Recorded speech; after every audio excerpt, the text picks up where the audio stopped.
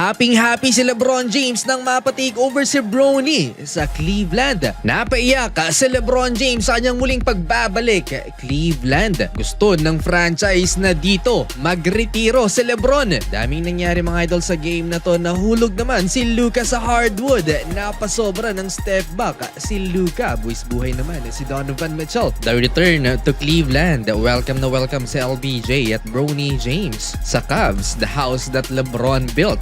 Hindi lang si LeBron ang may poster, pati na rin si Bronny James. Winelcome din ng crowd si LBJ. Well, simula ng first quarter mga idol, 5-0 run for the Cavs. Active si LeBron James sa first quarter at puro ilalim ang atake ni LeBron. Nice fake na sana, naimintis ni LBJ ang point blank layup. Bawi naman kagad si LeBron James involved sa kaliwat kanang opensa ng LA Lakers si LBJ. Assist kay Jake LaRavia and Luka Doncic to LeBron James. Mula sa kabilang court ang pasa na yon. Back to back pa mga idol. Same play for Luka and LeBron. Nice footwork by LBJ, early 4 points. Nakakalimang minuto pa lamang sa court si Luka na injured kaagad. Napasobra ng step back si Luka at nahulog sa hardwood. Ang taas ng hinulugan ni Luka Doncic. Matagal siyang nakatayo mga idol at kinalaunay pumunta rin ng locker room. Wala pang naitatalang punto si Luka at that point, 0 out of 4 sa field. Solid ngayon ang simula ni DeAndre Ayton from defense to offense. Early 4 points din for DA. 12-0 run for the purple and gold. Lots of fast break points ang ginawa dito ng visiting team. Another assist by LeBron James to Jake LaRavia. Naka-recover naman ang Cleveland Cavaliers at hindi sila tuluyang natambakan ng Los Angeles Lakers. Donovan Mitchell, corner 3-pointer. Last 2 minutes, good news for the Lakers nation. Nakabalik si Luka Doncic, ready to check in. Nagpalit lang ng sapatos si Luka. 25 years old big man Naquan Tomlin to tie the game at 24. 2 points lang sa first quarter si Luka, mula pa yan sa free throw line. Jackson Hayes to end the first quarter layup at 28-24.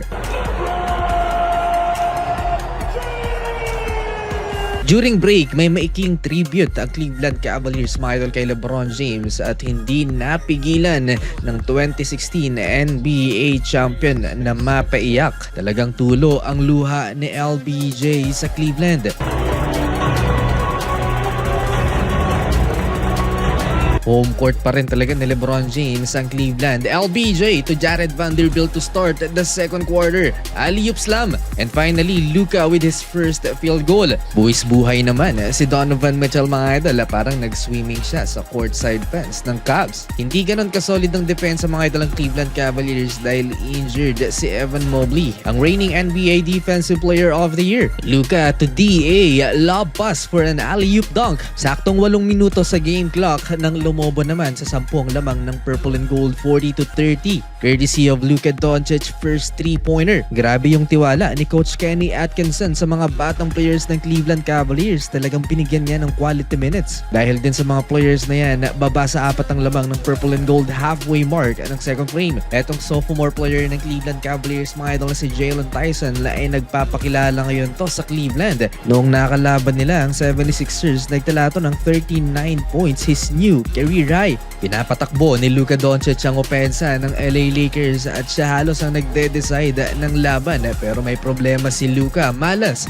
sa free throw line. Ang daming free throws na naimintis ni Luka Doncic sa first half. Good decision for JJ Redick na ibabad sa laro si Jared Vanderbilt. Napakasipag kumuha ng rebounds. More from Jalen Tyson mga idol. 3-point basket for the lead, 50-49. Napersa din niya si LeBron James na mag-commit ng turnover. At panoorin nyo yung reaksyon ni Jalen Tyson. Parang inasar pa niya doon ang Cavaliers legend. Ganito dapat ang kumpiyansa. LeBron to Luka, cutting layup. Bagyang nag-relax ang LA Lakers mga idol sa kanilang depensa. Jalen Tyson na bank shot wide open. Luka Doncic ng bully naman. 57-55 halftime. Lamang ng dalawa ang Cavaliers. Ahead of this game mga idol, lumabas ang balita mula mismo sa ESPN na kung magdesisyon man si LeBron na tapusin ng kanyang career sa Cleveland ay magiging masaya daw ang franchise. Way back 2017, sinabi nun ni LeBron James na gusto niyang magretiro sa Cleveland Cavaliers. Well, tingnan natin kung matuloy ito. Start of third quarter, napatake over si Donovan Mitchell in rhythm. Nagduelo din ang dalawang magkalabang superstars Spida at Luka. Floater ni Doncic, back-to-back 3-pointers naman for Donovan Mitchell. Nagkabantayan din ang dalawa tao ni Luka Doncic, si Donovan Mitchell. Pansin nyo yung solid na pagkakasil ni Jarrett Allen kay DeAndre Ayton, hindi makagalaw si DA. Same zone, Luka again, highly contested floater, ang layo nun. Jalen Tyson and one basket, lumulobo na ang lamang ng Cleveland Cavaliers, 10 points na mga idol, 73-63. Pinuulanan ng home team ang Lakers ng 3 mga idol dito sa first 5 minutes ng third frame. Napa-timeout na ang Lakers pero parang kulang pa rin ang depensa nila. Jalen Tyson, baseline dunk at muli na naman niyang napuwersa si LeBron James na mag-commit ng turnover. Pang-5 na to ni LBJ. Nag-showtime pa itong si Jalen Tyson kay Luka. Kulang sa tulong si Luka Doncic, 24 points and counting. At dito palang naitala ni LeBron James ang kanyang first field goal since first half. Tinatamad na namang dumepensa ang LA Lakers. Butas na butas ang depensa nila sa interior. Thomas Bryant, wide open, alley-oop dunk. Lahat ng ipinapasok so far ni Kenny Atkinson ay nakakaambag. DeAndre Hunter, back-to-back triple. Same old problem for the Los Angeles Lakers. 5 versus 1 ang nangyayari. Parang walang kakampi si Luka. Tomlin very aggressive. Comes up with a steal. Doncic furious. Tomlin throws it down. Kakananga si Luka, sasagot naman ng magkakasunod ang Cleveland Cavaliers. Lumobo na ng 20 ang lamang ng home team. DeAndre Hunter biglang init. Sa kabila ng 29 points ni Luka Doncic, nag-ahabol naman ng 22 ang Lakers, 99-77. Sa nilalaro ng LA Lakers, mukhang mabibigyan ng minuto si Bronny James. Pinasok na rin ni Coach Kenny Atkinson for the first time off the bench si Lonzo Ball. Nakaapak pa sa kanya si LeBron James, natapilok si LBJ. Natahimik ang crowd pero nakatayo pa naman si LeBron at nailakad pa niya. Nakalakad nga si LBJ, hindi naman na makausad ang Los Angeles Lakers. Donovan Mitchell with a highlight. They're gonna need him. James turns it over. Mitchell with the flush. Nakaka-6 na turnover na si LBJ. Balot na balot naman ang kaliwang paa ni Luka Doncic. 9 minutes pa sa game clock, nagsisigawanan ng Bronny ang mga fans. 27 points na rin naman ang lamang ng Cavaliers. Walang gana maglaro si LeBron James. At 8 minutes left, ipinasok na nga ni Coach JJ Redick si Bronny.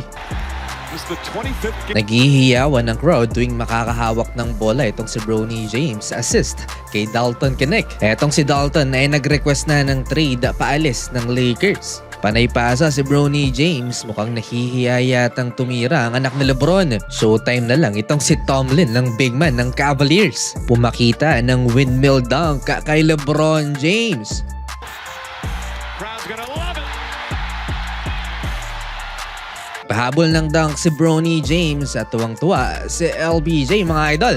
Nasundan pa ng 3-point pull-up. At least naging happy man lang sa ending si LeBron James. Nice ending for Bronny James. Back-to-back triple. Napa-take over sa dulo ang anak ni LeBron. Well, tambakan ng nangyari mga idol, lopsided win for the Cleveland Cavaliers. 25 points for Donovan Mitchell.